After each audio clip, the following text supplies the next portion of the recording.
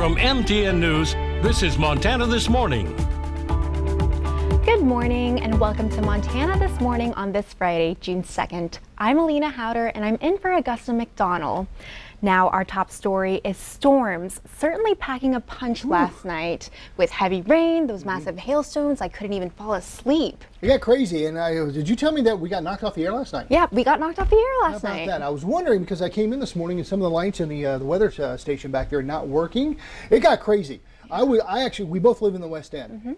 And I actually went to sleep and I sat bolt upright with this lightning strike across the house yesterday. It got wicked. Now, we got some rain out there right now. We also have some fog in the area. So not only do we have some slick roads and some rain to contend with, maybe some visibility issues because of the fog in the area. Let's take it back 18 hours. Like Alina said, man, it got wicked yesterday with the hail, with the lightning, with the gusty winds. Even here in Billings, it got quite rocky. That's what it looked like, man. Look at that coverage. Some of the storm reports coming in yesterday, just a few.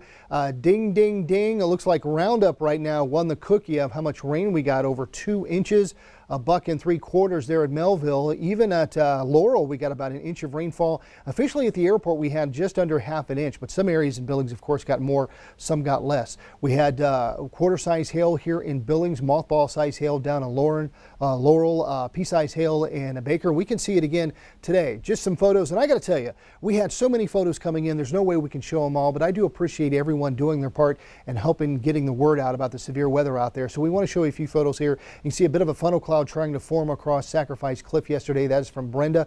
Here's another one from Bob Anderson near Dead Man's Basin.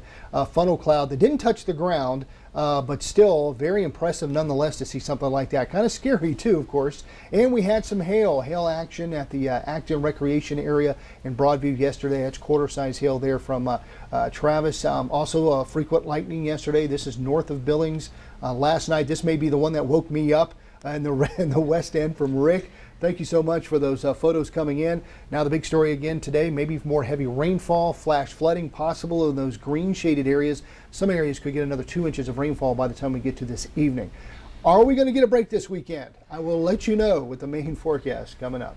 Crazy. Crazy. Thank you, Miller. Okay. Appreciate it.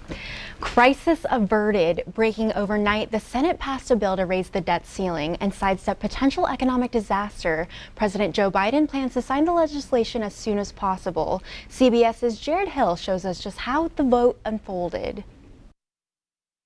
The bill is passed. Overnight, the Senate approved the agreement to suspend the nation's debt limit, averting what could have been a catastrophic default. We may be a little tired, but we did it.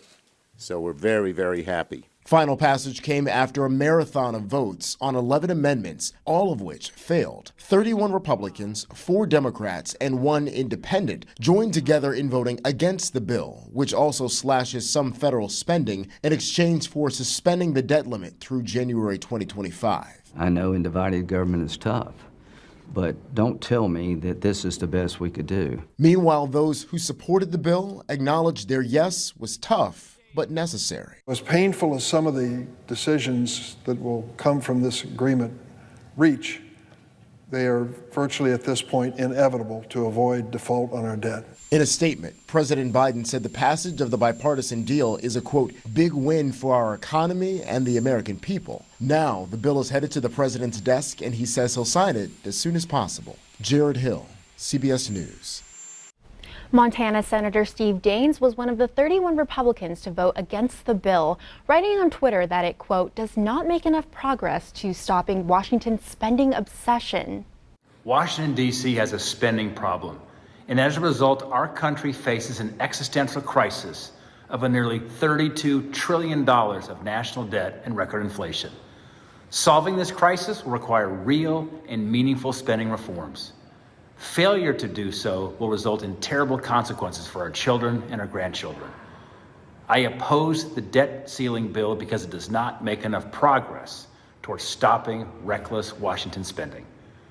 Meanwhile, Montana Democrat Senator Jon Tester has a much different take. In a statement, he writes in part, quote, defaulting on our debts is not an option because doing so would crash our economy, wipe out Montanans' retirement accounts, and raise costs on our state's families and small businesses at a time when folks are already struggling with rising costs. Senator Tester went on to say that this is not the bill he would have drafted himself. He also highlighted the investments the legislation sets aside for veterans' health care. And this morning, vehicles are once again driving on the only road in and out of the Stillwater Mine. It's a milestone moment nearly a year after this huge section of pavement near Nye was completely washed away by floodwaters. The road is not open to the public yet, only usable for mine vehicles right now. Company officials couldn't be happier. The flood shut down operations for 7 weeks, a financial burden for Stillwater and its 1,400 employees. It's really great to have this road done. We had been bypassing this gap in the road for almost a year. We couldn't live in a better community. It was a very complicated project, and everybody just put their heads together and jumped in. And at this time, there is no set date for a public opening. Montana ranchers are celebrating a recent Supreme Court decision, cutting the EPA's power to regulate certain wetlands.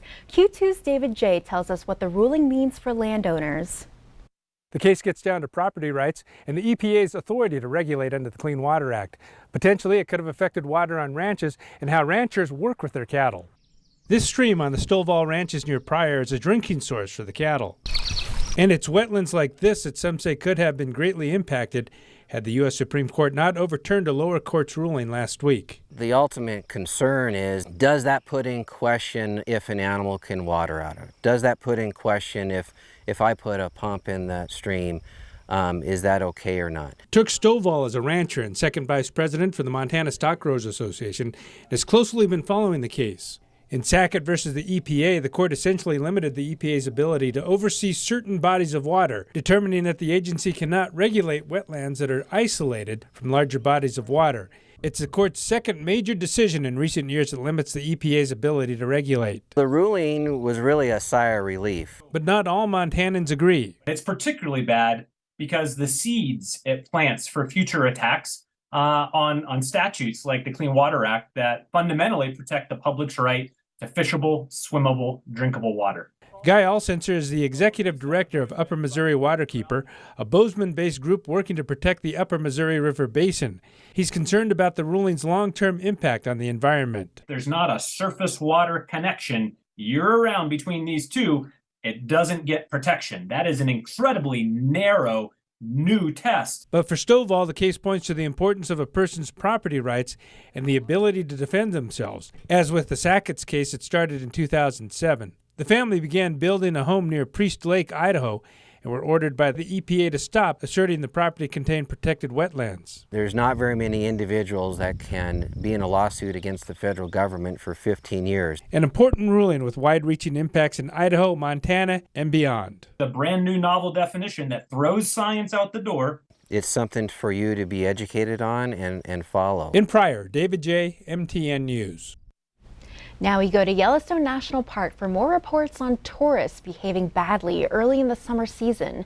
Last weekend, someone put an elk calf in the back of their car and drove it to West Yellowstone Police Department. When it was let out of the car, the newborn ran off into the woods. Its current condition is unknown. This incident comes just days after a Hawaii man grabbed a struggling bison calf, pushing it up from the river and onto the roadway. He was charged for that, pleaded guilty, and must now pay over $1,000 in fines.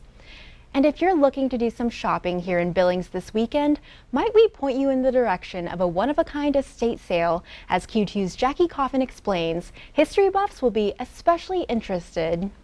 This is really a unique opportunity to own a piece of Montana history. This is Ben Steele's art studio, custom built in his backyard. And while the entire property is for sale, if you're looking for a smaller token to take home, you can even buy the very paintbrushes that he used to work with.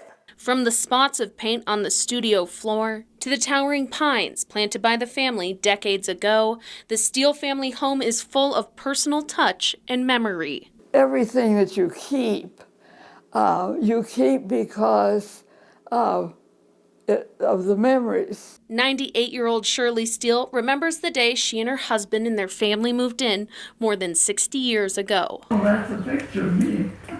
While the house itself has a story to tell, the family inside left a legacy in the world of Montana art, and Ben Steele's story is part of American history. And he always thought art and artists, that it was like a big mystery. It was magic.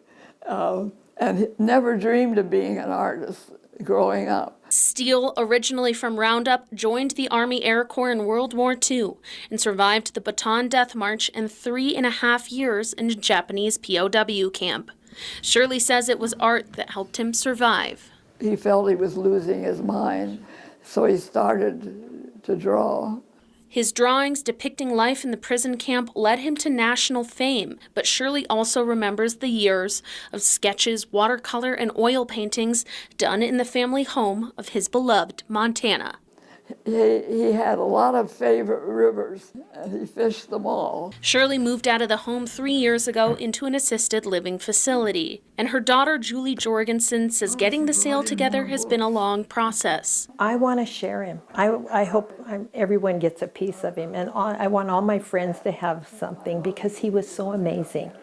And I'm willing to share as much as I can. Most of Steele's paintings are held by family, private and museum collections, and in a new art museum opening on the University of Montana campus.